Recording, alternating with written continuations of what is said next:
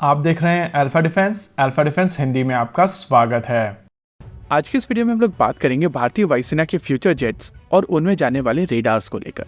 देखिए, पिछले कुछ समय से भारतीय वायुसेना के फ्यूचर प्रोग्राम्स को लेकर एक अजीब सी अनसर्टेनिटी बनी हुई है और क्योंकि ये फाइटर जेट प्रोग्राम्स काफी कॉम्प्लेक्स हैं, इस वजह से अलग अलग डिपेंडेंसीज के चलते ऐसा लग रहा है कि सारे प्रोग्राम डिले होने वाले हैं। लेकिन जब भी हम लोग इन फाइटर जेट प्रोग्राम्स के बारे में बात करते हैं तो आमतौर पर वही घिसा पिटा डिबेट शुरू हो जाता है कि सरकारी वर्सेस प्राइवेट। पर्सनली मैं भी चाहता हूँ कि भारत में कोई प्राइवेट सेक्टर कंपनी सामने आकर लीड ले और कटिंग एज टेक्नोलॉजी डेवलप करे।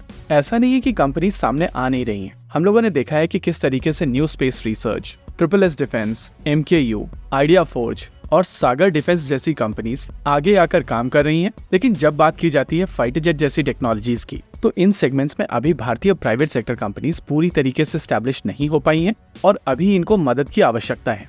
लेकिन भारत सरकार की तरफ से पुश किया जा रहा है कि प्राइवेट सेक्टर कंपनीज ज्यादा लीड लें और इसी वजह से आपने देखा होगा कि जितने भी स्ट्रेटेजिक प्रोजेक्ट्स के ऊपर भारत काम कर रहा है वहां पर स्पेशल पर्पस व्हीकल बनाने की कोशिश की जा रही है, जिसमें DRDO का टेक्नोलॉजिकल ब्रेन, PSUs का इंफ्रास्ट्रक्चर और प्राइवेट सेक्टर कंपनीज का प्रोजेक्ट मैनेजमेंट यूज किया जा सके। कॉन्सेप्ट के हिसाब से एक बहुत ही बेहतरीन कॉन्सेप्ट है, लेकिन कहीं ना कहीं कुछ ऐसी चीजें रह गई हैं जो प्राइवेट सेक्टर कंपनीज को इम्प्रेस नहीं कर पाई हैं और जितने भी स्पेशल पर्पस व्हीकल बनाने की कोशिश की गई है वहां पर कोई भी कंपनी सामने निकल कर नहीं आई है। लेकिन रेडार सेगमेंट एक ऐसा सेगमेंट है जहां पर चीजें इंप्रूव हुई हैं और स्पेसिफिकली जब बात की जाए एयरबॉर्न रेडार की, यानी कि फाइटर जेट्स में जाने वाले रेडार की, तो इस सेगमेंट में काफी बेहतरीन काम हुआ है। शायद आप में से बहुत सारे लोगों को ये चीज पता ना हो कि जब LCA तेजस प्रोग्राम शुरू किया गया था तो भारत में कोशिश की जा रही थी कि हर एक चीज भारत में बनाई जाए और इसी कोशिश में इसमें जाने वाला रेडार भी भारत में बनाने की कोशिश की गई थी। इनफैक्ट रेडार को डिजाइन करने के लिए जो सॉफ्टवेयर भी चाहिए होता है उसको भी भारत में बनाया गया था और HAL की तरफ से एक HS-748 को मॉडिफाई करके टेस्ट बेड के तौर पर डेवलप किया गया था।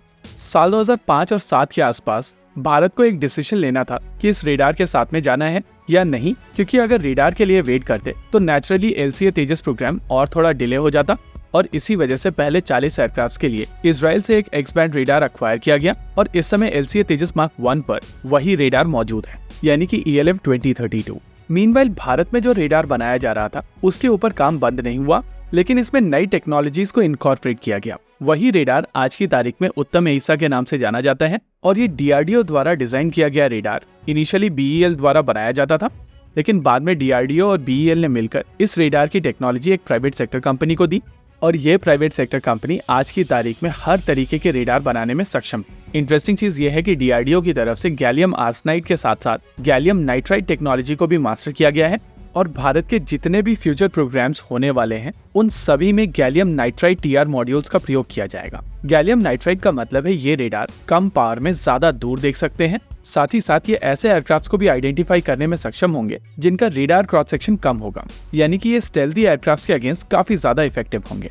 आने वाले Su-30 MKI अपग्रेड प्रोग्राम में गैलियम नाइट्राइड TR मॉड्यूल्स का प्रयोग किया जाएगा। LCA तेजस मार्क 2, आमका और TEDBF में भी इसी तरीके के TR मॉड्यूल्स का प्रयोग किया जाएगा। हालांकि यहाँ पर ऐसा कोई इंडिकेटर नहीं है कि मिराज 2000 या MiG-29 फाइटर जेट्स को फर्दर अपग्रेड किया जाएगा कि नहीं।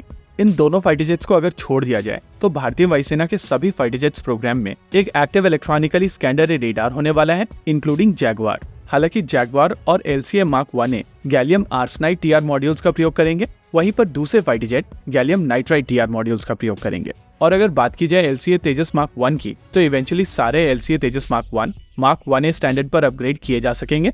होप इस वीडियो के बाद में आपको सारा कॉन्टेक्स्ट मिल गया होगा। इसी के साथ आज के इस वीडियो में रखते हैं केवल इतना ही। वीडियो को अंत तक देखने के लिए धन्यवाद। देखते रहिए अल्फा डिफेंस। जय हिंद।